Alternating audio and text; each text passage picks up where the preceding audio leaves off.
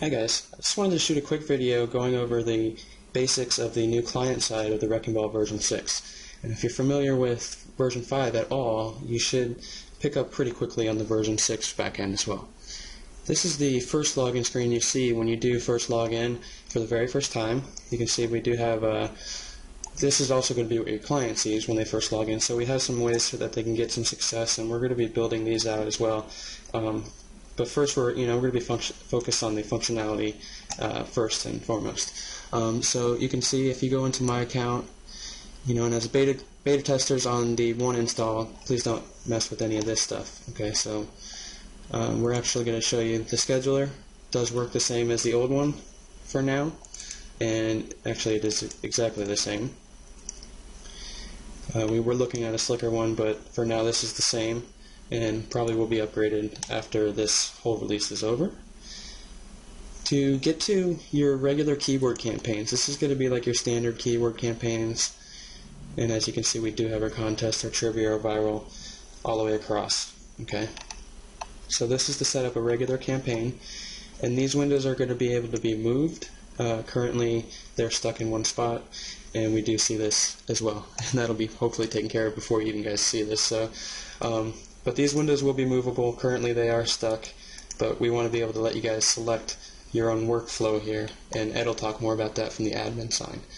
But for now you can actually, let's see, what you want to do, I'm going to select deal, and actually what we'll do is create a new campaign.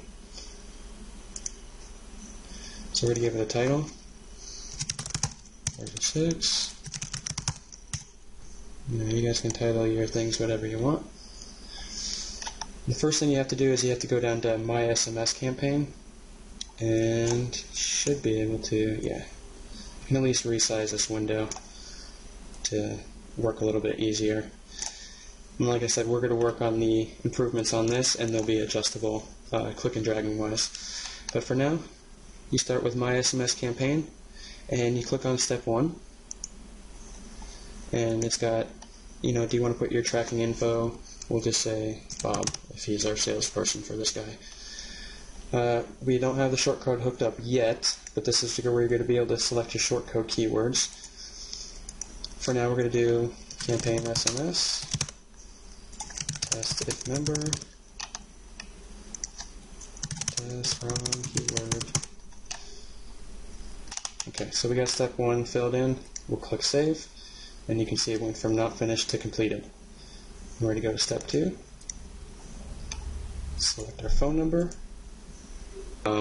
But when you add a number, you have to select it from the drop down, click update.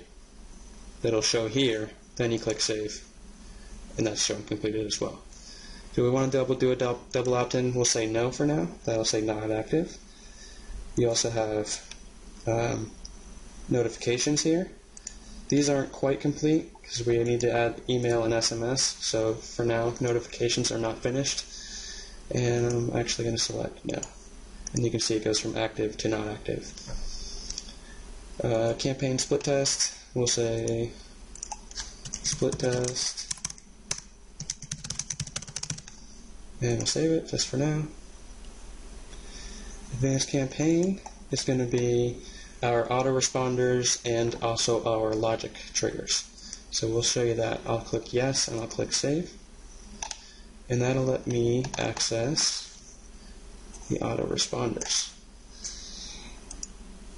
And actually that's another one. We want to be able to make it save, but because you can't do autoresponders until it's active, but I can refresh the page, and I'll reselect.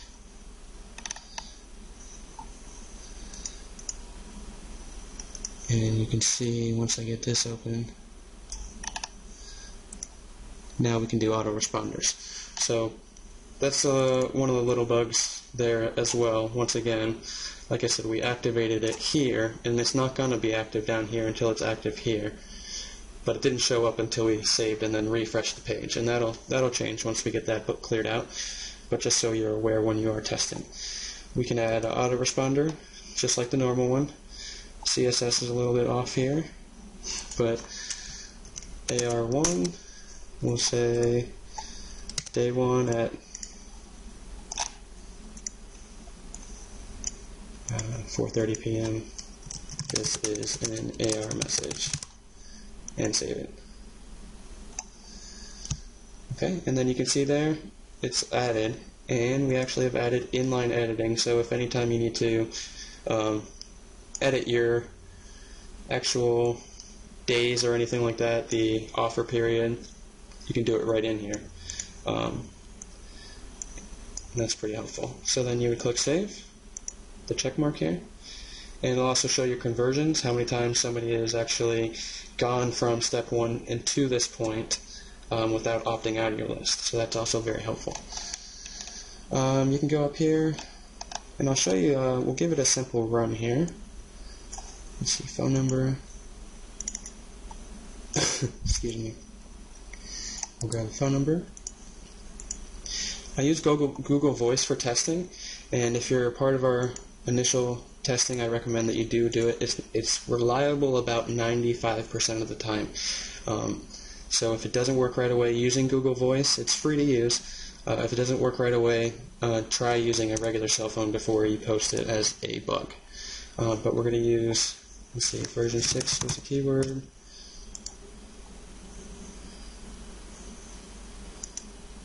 And you can see, actually, I got the campaign message and the split test message. So this would be an opportunity for me to show you why this is helpful. We grab a screencast of the message we got in return. Do my arrows there and explain my issue.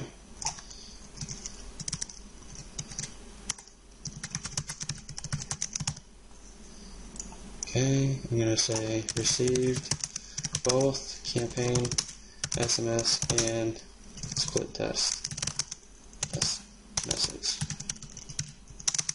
Okay, so this is why we recommend using Google Voice and also a screencast software. This makes it really simple.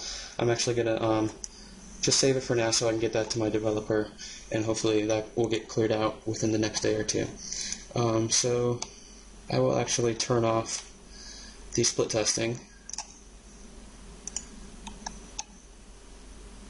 for now. I'll say no, and I'll turn it off. So I fixed it in that campaign for now until we get that bug cleared out. And like I said, these are just little bugs that we're working on. That's going to be an easy fix for us. We just have to get it submitted and taken care of. These tutorials are not finished yet. We're working on having videos done for every feature. So for now it's just got some filler. And don't worry about what's in there. And if you go to the other campaigns, it's really pretty similar. And I'll just show you quickly a contest as well. You can do create new contest.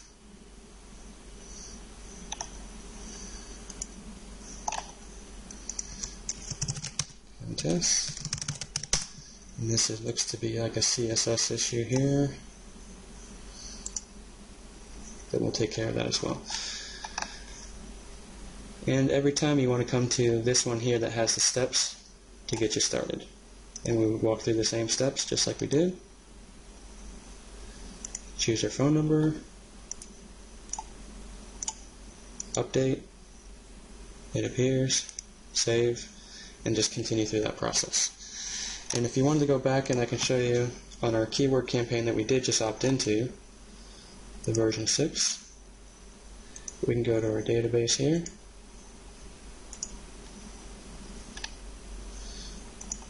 And we can see that I am in the database. You click this icon here, you'll be able to take notes on this subscriber.